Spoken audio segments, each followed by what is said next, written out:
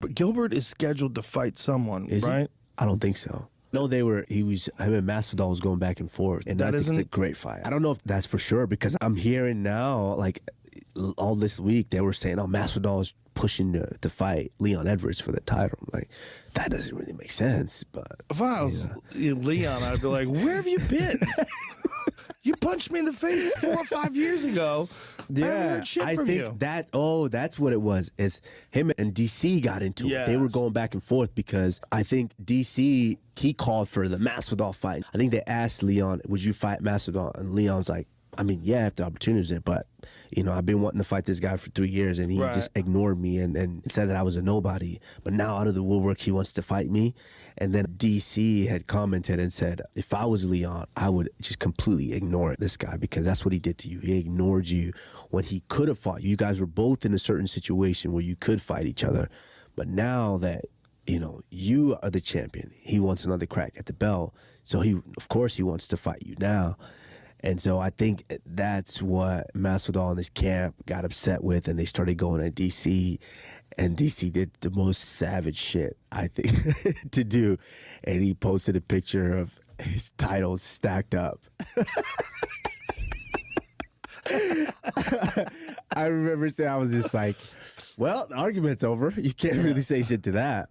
I think he had, like 7 world titles just all stacked up on the table. And he posted a picture of it. I was like, yeah, I mean, you can't argue back with that. And he's got his Hall of Fame jacket. You can't argue with that. There it is. Oh, shit, that's just savage.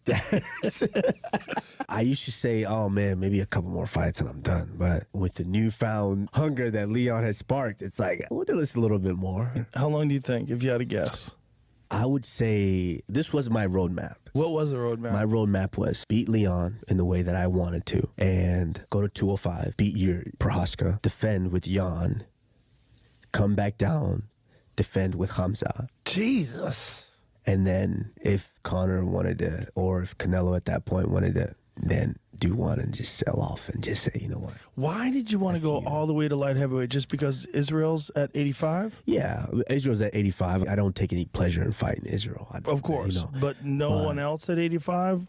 Like if Israel retired? Or yeah, if Israel retired, 100%. Because 205 is a big jump. It's a big jump, but I think I have the style and I have the mental ability to be able to handle those guys.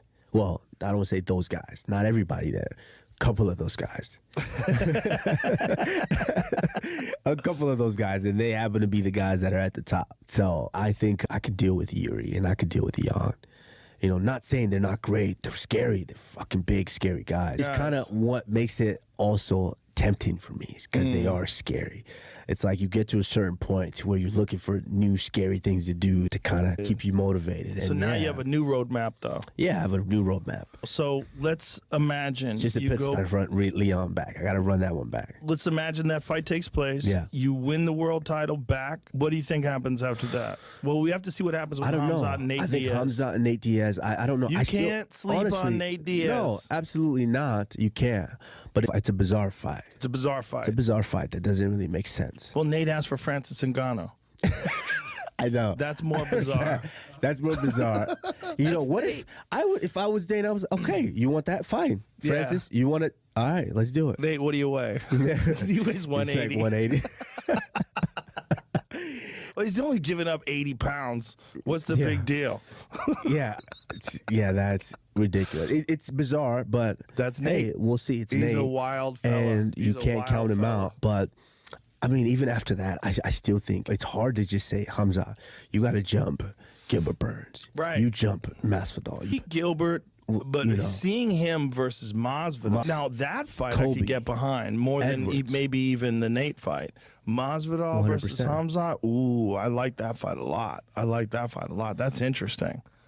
I think what's more interesting is him versus Covington.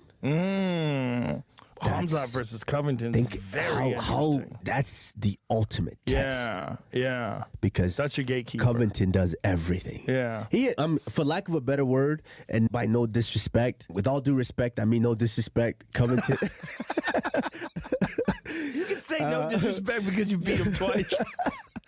With respect, I think, it's Covington. You got to get past Covington. Most people have said before the Leon fight that if it wasn't for you, he would be the champion of the world. I agree. He's that good. Yeah, I think so. I agree. He's got so much endurance, man.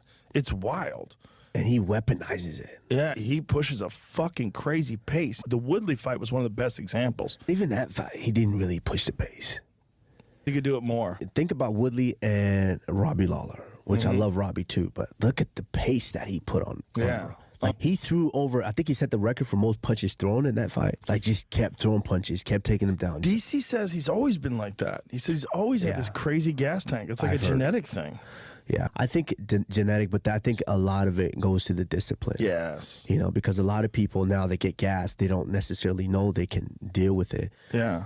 In their mind, they feel like they can't, and they get tired, you know, because they don't push themselves in a certain way. But I do think it's mental, how he's mentally embraced it and pushed and pushed and pushed himself.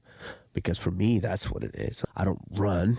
You know, I do all the different things. I roll and I bike and I do what I can to try to get that same thing. But it's not the same as running, you know. But I think running is the ultimate cardio? For me, I love running. Running is so good. There's even a thing called runner's high. Mm-hmm. You know, and I felt that a few times because I ran cross country when I was in middle school, and that's where I really developed the passion for running. When you running and you just get in that zone and you're just going. Those are the old school belts too.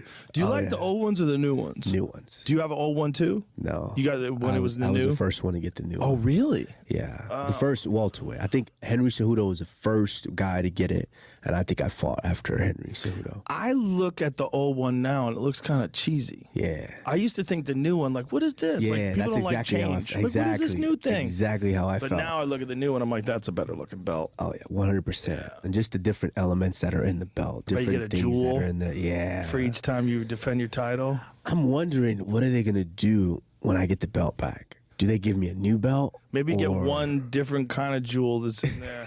Like, you get one gray jewel. Like, it's not so good. Now they're all red. They're all the rubies. Right. But do I... You get an opal. Yeah. All rubies and something. Well, this one's kind of fucked up. But because of it, I got better. Greetings, nerds and virgins. You gotta fucking admire it. It's funny, man. I kill them all. I kill everybody.